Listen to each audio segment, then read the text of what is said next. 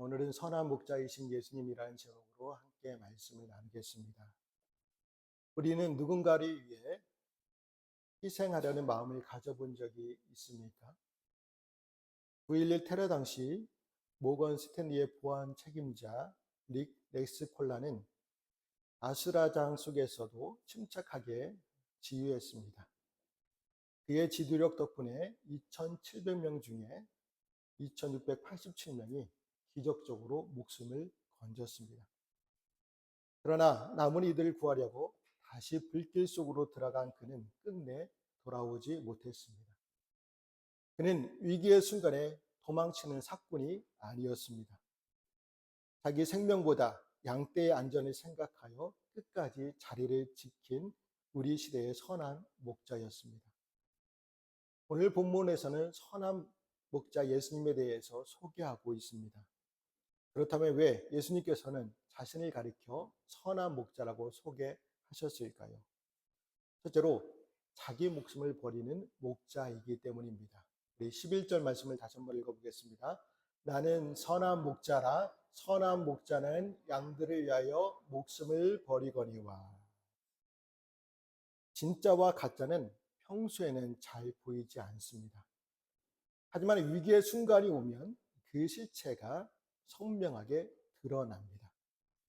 예수님은 바로 그 지점을 지적하면서 강도가 들거나 굶주린 이리가 나타날 때 누가 진짜 목자인지 알 수 있다고 말씀하십니다. 당시 유대 사회에서 수백 마리의 양을 치는 목축업자는 삭설 주고 목자 일을 고용할 사람을 구했습니다. 그 사람을 가리켜 삭군이라고 불렀습니다. 그런데 광야는 양을 노리는 일이나 강도가 많았습니다. 여러분이 만약 월급을 받고 있는 입장이라면 사나운 짐승이 달려올 때 어떻게 하시겠습니까? 내 목숨을 걸고 양을 지키실 건가요? 아니면 일단 살고 봐야 할까요? 대부분 도망치겠죠. 사꾼에게 양은 그저 남의 재산일 뿐 내 목숨보다 소중한 일 없기 때문입니다. 그의 1순위는 언제나 자기 자신입니다. 그래서 들짐승의 공격 앞에서는 양들을 내팽치고 주랭랑칩니다.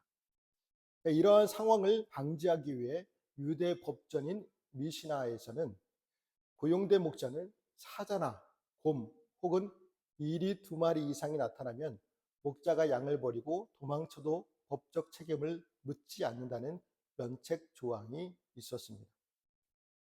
그래서 사꾼 목자와 계약에 갈 때 이리가 1마리 이상 공격해 올 때는 양떼를 버리고 도망쳐도 책임이 없다는 내용으로 계약을 하곤 했습니다. 사나운 이리가 양을 물어가면 1마리쯤이야 양을 희생시켜 자기 생명을 지킵니다. 그러니까 이러한 선택을 하는 사꾼을 비난할 수도 없겠죠. 자신의 생명을 보호하기 위해 양을 버리는 것이 당연한 선택이었기 때문입니다. 그런데 만약 이리가 1마리가 공격해 오는데도 불구하고 사꾼이 겁에 질려 도망쳤다면 배상 책임이 따랐습니다. 그러니까 이리 1마리 정도는 목자의 막대기로 충분히 쫓아낼 수 있었기 때문입니다. 그런 사꾼 목자로부터 위험이 닥쳤을 때 양들의 생명과 안전은 기대하기가 어렵겠죠. 당시 종교 지도자였던 바리새인들이 이런 사꾼과 같았습니다. 그들은 입으로는 하나님의 말씀을 외치고 겉으로는 백성들의 영혼을 책임지는 척했습니다. 하지만 정작 백성들이 영적으로 굶주리고 강도와 같은 삶의 고통에 치일 때 그들은 태만함과 무관심으로 일관했습니다. 그들에게 백성은 사랑으로 돌봐야 할 생명이 아니라 자신의 소유와 권력, 명예를 유지하기 위한 도구에 불과했기 때문입니다. 백성들이 진리 안에서 자유를 누리는 것보다 자신들이 얼마나 대접받고 얼마나 더 가질 수 있는지가 그들의 1순위였습니다. 위기가 오면 양을 버리고 도망치는 사꾼처럼 바리새인들 역시 자신들의 기득권이 위태로워지면 언제든 백성들을 외면하고 희생시켰습니다. 그러니까 겉모습은 거룩한 목자의 옷을 입고 있었지만 그 속마음은 철저히 자기 생각만 하는 무책임한 비즈니스맨이었습니다.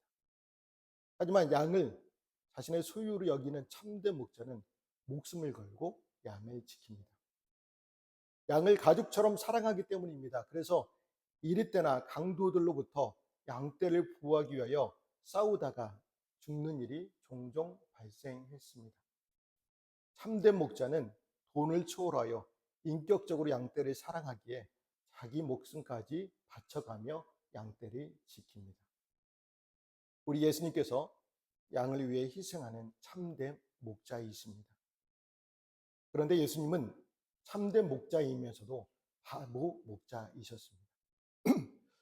미물인 양들은 자기를 사랑하는 목자를 사랑하지만 예수님은 자기 땅, 자기 백성에게 왕으로 오셨음에도 불구하고 백성들이 예수님을 사랑하지 않았기 때문입니다. 자신을 사랑하지 않는 양들을 위해 목숨을 버리셨기 때문에 바보 목자이셨습니다. 이러한 희생의 마음과 자세는 의무적으로 할 수 없습니다. 양과 자신을 구분하지 않는 목자만 할 수 있는 적극적이고 자발적인 희생입니다. 예수님은 백성을 도구로 삼아 착취하던 바리새인들을 사꾼으로 꾸짖으며 양들을 위해 스스로 목숨을 내놓는 진정한 목자라고 선포하셨습니다. 여기서 우리는 참된 신앙 지도자와 거짓 지도자들을 가려내는 지혜를 얻게 됩니다. 참된 지도자는 생명을 바쳐 교회를 섬깁니다. 그러나 거짓 지도자들은 교회가 마치 자기 것인 양 교회 후에 군림합니다. 또 참된 지도자는 교회에 위기가 닥치면 자기를 희생하여 교회를 안전하게 지킵니다. 그러나 거짓 지도자는 자기를 위해 교회를 희생시킵니다. 스코틀랜드의 한 고원지대에서 있었던 실화입니다. 갑작스러운 폭설이 내리던 밤, 한 목자가 길을 잃은 양들을 찾기 위해 밖으로 나섰습니다. 다음날 아침 마을 사람들이 발견한 것은 꽁꽁 얼어붙은 목자의 모습이었습니다. 그런데 놀라운 것은 목자가 자신의 겉옷을 벗어 구덩이 안에 있는 어린 양들을 덮어주고 있었습니다. 목자는 추위에 떨어 죽었지만 그의 온기를 넘겨받은 양들은 모두 무사했습니다. 목자에게 양은 재산이 아니라 자기의 생명을 주어도 아깝지 않은 전부였습니다. 우리는 신앙생활하면서 참된 신앙 지도자를 만나는 복된 성도들이 되어야 합니다. 참된 지도자를 만나려면 우리의 영혼과 교회를 파괴하려는 거짓 사꾼 목자들을 주님의 말씀으로 잘 분별하여 경계해야 합니다. 말세가 될수록 거짓 목자들이 많이 발생하게 된다고 주님은 예고하셨죠. 또 말세가 될수록 주님의 영 대신 귀신의 가르침을 받은 거짓된 자들이 교회를 유혹할 것이라고 사도 바울이 경고했습니다. 우리가 주님의 세밀한 음성에 귀 기울이고 말씀대로 살려고 할 때 우리 영혼은 자연스럽게 예수님의 향기가 나는 지도자를 알아보게 됩니다. 반대로 우리가 욕심이나 불순종에 빠져 있으면 우리를 이용하려는 사꾼의 달콤한 유혹에 쉽게 넘어가게 됩니다. 나를 아시는 주님께 순종할 때 나를 지키시는 참된 목자를 만난다 라는 이 원리를 잘 기억해야 합니다. 자기의 목숨을 아낌없이 내어주신 선한 목자 예수님, 그리고 그분의 발자취를 따라 여러분을 진심으로 아끼고 섬기는 참된 지도자를 통해 여러분의 삶에 풍성한 꼴과 참된 안식이 가득하기를 축복합니다. 둘째로 양들을 아는 목자이기 때문입니다. 우리 14절과 15절 말씀도 같이 읽어보겠습니다. 나는 선한 목자라. 아버지께서 나를 아시고 내가 아버지를 아는 것 같으니 나는 양을 위하여 목숨을 버리노라. 아멘. 선한 목자는 양들을 압니다. 양들도 선한 목자를 압니다. 그래서 목자와 양의 관계를 규정해 주는 단어가 안다입니다. 알은 둘 사이의 사랑의 열매이죠. 어느 정도 사랑해야 서로 안다고 할 수 있을까요? 이스라엘 목자들은 양을 동물로 대하는 것이 아니라 가족처럼 여겼습니다. 그러니까 목자의 유일한 기쁨은 그 양떼와 함께 지내는 것이었습니다. 그래서 양의 이름도 그 특성도 그 상태도 속속들이 다 알고 있었습니다. 또한 양들도 자기들의 목자를 신뢰하고 목자 곁에 있는 것을 즐거워했습니다. 이와 같이 목자와 양의 밀접한 관계를 주님은 하나님 아버지와 자신의 밀접한 관계로 말씀하셨습니다. 여기서 알다로 번역된 헬러는 기노스코입니다.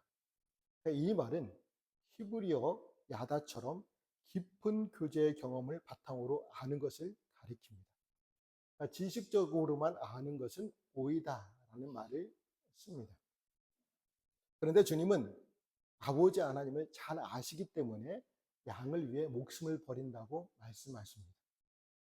성부 하나님과 성자 예수님은 서로 완벽하게 야다하고 사랑하셨습니다.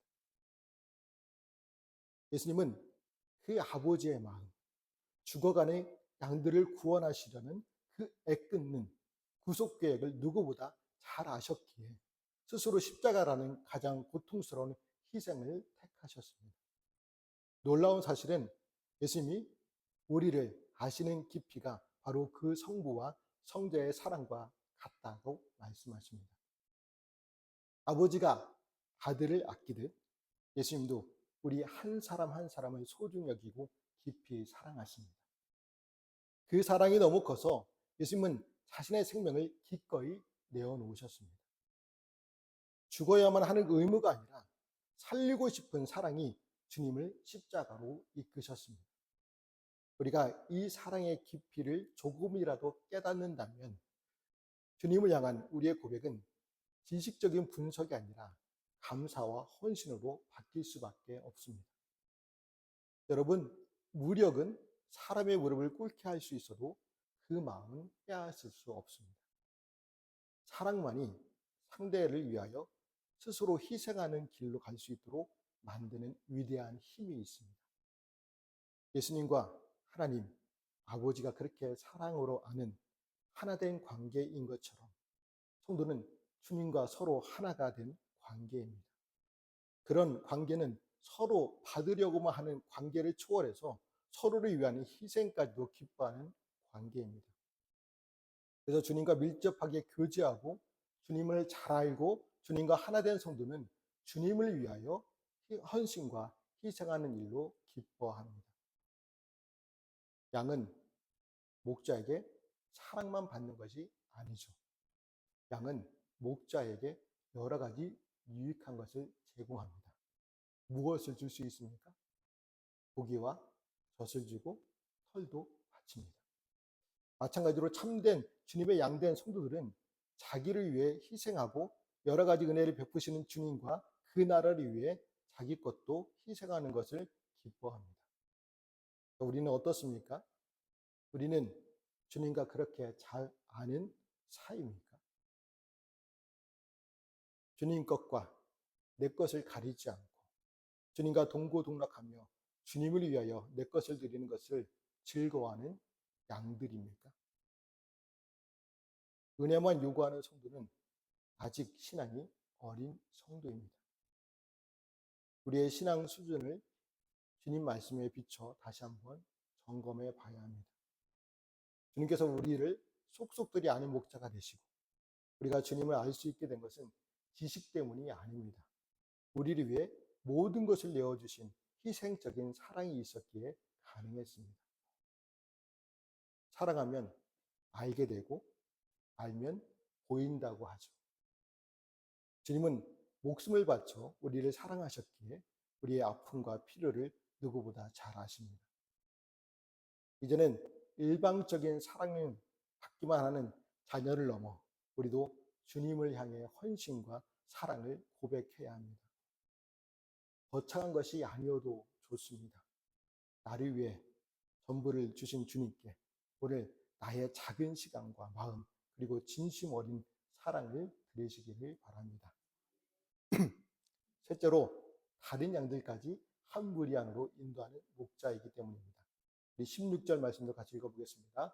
또 이 우리에 들지 아니한 다른 양들이 내게 있어 내가 인도하여야 할 터이니 그들도 내 음성을 듣고 한 무리가 되어 한 목자에게 있으리라. 아멘. 목자이신 예수님은 자신이 알고 사랑하고 자신을 내어주는 대상은 유대인만이 아닙니다. 다른 양들도 인도합니다. 여기서 다른 양들은 이방인들을 가리킵니다. 이미 이방인으로 취급받던 사마리아 여인과 사마리아 사람들이 예수님의 음성을 알아듣고 영접하였습니다.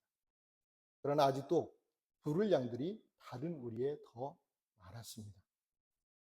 그것은 해도 좋고 안 해도 좋은 일이 아닙니다. 예수님에게 있어서 반드시 해야 하는 사명입니다. 그래서 예수님께서는 내가 인도하여야 할 터이니 라고 말씀하십니다. 이렇게 예수님은 이스라엘 민족만 자신의 양떼라고 생각하지 않으셨습니다. 사역 초기부터 이방 세계 사람들도 복음을 듣고 천국 백성으로 합류하게 될 것을 말씀하셨습니다. 또 구약의 선지자들도 메시아가 이스라엘뿐만 아니라 온 이방에 생명빛을 비추는 은혜를 베풀 것이라고 예언했습니다. 그리고 주님의 최후 명령은 온 세계 만민을 주님의 제자로 삼으라는 말씀이었고 땅 끝까지 이르러 주님의 증인이 되라는 명령이었습니다. 여러분, 양떼가 어떤 방법으로 증식합니까? 다른 양들을 얻는 방법이 무엇입니까? 다른 목자의 양떼를 훔쳐 자기 양을 증식시키는 자는 절도요 강도입니다. 주님은 그런 강도가 아니시죠. 양떼가 증식하려면 새끼를 잘 낳는 양들이 많아야 합니다. 그 방법 외에 양을 증식시킬 방법이 없습니다. 양은 1년에 1회 가을에 번식기를 맞아 봄에 한두 마리의 새끼를 낳습니다. 그래서 한 달 정도 어미가 새끼의 젖을 먹이는 후 목자는 새끼에게 젖을 떼게 만듭니다. 그리고 그때부터 목자가 새끼 양을 양육하고 어머니에게서 나오는 젖은 버터나 치즈를 가공하여 식품으로 만듭니다. 예수님께서 자기 양들로 처음 택한 제자들은 새끼를 잘 낳는 양들이었습니다. 그러니까 주님의 명령대로 전도와 선교를 잘했습니다. 그래서 초대교회 때는 베드로 혼자서 3,000명, 5,000명씩이나 되는 사람들을 전도했고 성도들은 온 유대와 사마리아 땅끝까지 가서 교회를 세웠습니다. 또 사도 바울, 바나바, 실라, 디모데 같은 선교사는 온 아시아와 유럽의 선교를 잘하여 수백만의 성도를 얻었습니다. 이후 훗날에는 로마 제국도 기독교 국가가 되었습니다.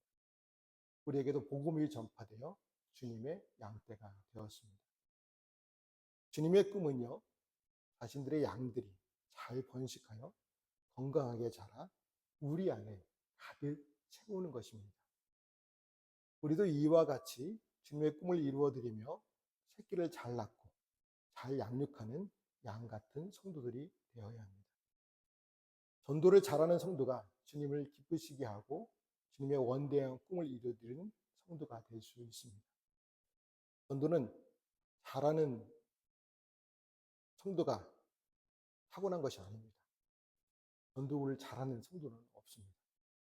평소에 이웃을 사랑하고 한 사람의 영혼을 구하기 위해서 시간과 땀과 눈물을 바친 성도가 전도를 잘하는 성도입니다. 우리로 인해 주님의 양떼가 증식되는 일에 힘쓰는 성도들이 되시기를 바랍니다. 마지막으로 선한 목자의 참양이 되어야 합니다. 18절 말씀도 같이 읽어보겠습니다. 이를 내게서 빼앗을 자가 있는 것이 아니라 내가 스스로 버리노라. 나는 버릴 권세도 있고 다시 얻을 권세도 있으니 이 계명은 내 아버지에게서 받았노라 하시니라. 예수님은 자신을 선한 목자로 소개하시면서 아주 파격적인 선언을 하셨습니다. 누가 내 목숨을 뺏는 것이 아니라 내가 스스로 내놓는 것이다. 나는 목숨을 버릴 권세도 다시 찾을 권세도 있다라고 선언하셨습니다. 이 말씀은 곧 자신이 생명의 주인인 하나님이라는 뜻입니다. 이 말을 들은 사람들의 반응은 극명하게 갈렸습니다. 어떤 이들은 미친 사람이다, 신성모독이다 라며 비난했고, 또 어떤 이들은 미친 사람이 어떻게 맹인의 눈을 뜨게 하겠어? 혹시 메시아가 아닐까? 라며 반신반의했습니다. 그런데 비난한 사람이나 메시아일지를 모른다고 축축한 사람이나 결국 아무도 주님을 영접하고 믿지는 않았습니다. 당시 바리새인들은 성경 지식을 가지고 논쟁하고 따지기를 좋아했습니다. 이 율법의 뜻은 무엇인가? 저 해석이 맞는가라며 늘 다퉜습니다. 그들에게 예수님은 믿음의 대상이 아니라 그저 연구하고 판단할 분석 대상일 뿐이었습니다. 메시아일지 모른다고 말했던 사람들조차 지적인 호기심이나 말잔치에 그쳤을 뿐 자기 삶을 주님께 던지지는 않았습니다. 듣는다고 다 깨닫는 것이 아니고 안다고 해서 다 받아들이는 것도 아닙니다. 오늘날 우리도 마찬가지가 아닐까요? 교회 오래 다녀서 설교 내용은 다 알고 머리로는 예수님이 선한 목자라는 것을 이해합니다. 하지만 내 삶의 중요한 결정 앞에서는 여전히 내가 주인이 되어 살아가고 있지는 않습니까? 신앙은 주님에 대해서 토론하는 것이 아니라 나를 위해 목숨을 버리신 주님을 신뢰하는 것입니다. 1800년대 후반에 미국에 평범한 어느 무명 작가가 있었습니다. 그는 평소에 기독교를 지독하게 멸시하는 반기독교인이었습니다. 그의 이름은 루 윌리스라고 하는데 기독교의 맹점, 허점을 공격하는 자로 이름을 얻기 위하여 성경을 집요하게 연구하고 그리스도에 대해서도 다각도로 연구했습니다. 그러나 그 연구 과정 중에 오히려 기독교와 예수 그리스도가 진정한 구원의 진리인 것을 깨달았습니다. 그리고 그때부터 기독교를 전하는 작가가 되었다고 합니다. 그는 혼신을 다하여 그리스도 이야기라는 장편 소설을 썼고 그 소설은 대히트를 하여 베스트셀러가 되었습니다. 그 작가가 쓴 그리스도 이야기로 영화를 만든 것이 있는데 우리가 잘 아는 배너라는 영화입니다. 바리새뿐만 아니라 수많은 불신자들이 그리스도를 판단하고 연구해 오고 있습니다. 주님에 대해 깊이 연구하는 것은 좋은 일이죠. 그러나 주님이 진정으로 원하는 것은요, 연구 그 자체가 아닙니다. 주님이 진정으로 원하시는 것은 자신에 대한 믿음입니다. 주님을 연구만 하고 그것으로 그치면 아무 유익이 없습니다. 연구하여 진리를 아는 것만으로 그쳐서도 안 됩니다. 아는 만큼 실천해야 그 연구가 값어치가 있게 됩니다. 그래서 프랑스의 사상가의 수학자인 파스칼은 하나님은 신학자의 하나님이 아니라 아브라함과 이삭과 야곱의 하나님이다 라고 말을 남겼습니다. 믿는 자의 하나님이지 연구하고 판단하는 자들의 하나님이 아니라는 뜻입니다. 예수님을 참 목자로 인정하지 않은 채 영적인 맹인이요 목자의 양이 아님을 자처해서는 안 됩니다. 말씀이 내 정체와 상태를 드러날 때 외면하거나 거부하지 말아야 합니다. 말씀이 나를 진단하고 인도하도록 맡기는 법을 배워야 합니다. 여러분, 목자의 음성이 들렸는데도 그 음성을 듣지 못하는 자들, 듣지 않는 자들은 예수님의 양이 될 수 없습니다. 분석하고 판단하는 자리에서 내려와 나를 가장 잘 아시는 목자의 음성에 내 삶으로 응답하는 참된 양들이 되시기를 바랍니다. 이 시대에는 참 목자, 선한 목자가 필요한 시대입니다. 그런데 우리 시대에는 AI를 유능한 목자로 삼아 살아가려고 합니다. 성령보다 AI, 알고리즘이 우리가 원하는 취향, 우리의 욕망의 대상을 간파하고 인도합니다. 우리가 기도하는 대신 지시어를 입력하면 예수님이 아니어도 AI 목자가 응답해 줍니다. 하지만 그것은 거짓 응답이고 거짓 만족입니다. 거기엔 무엇이 없습니까? 거기에는 사랑이 없습니다. 우리에게는 사랑이 필요합니다. 자신을 내주어 우리를 살리고 생명길로 이끄시는 목자 예수님이 필요합니다. 그러므로 세상의 헛된 소리가 아닌 선하신 주님의 음성만을 듣고 따라가는 주님의 참된 양들이 되시기를 주님의 이름으로 말씀을 드립니다. 기도하시겠습니다.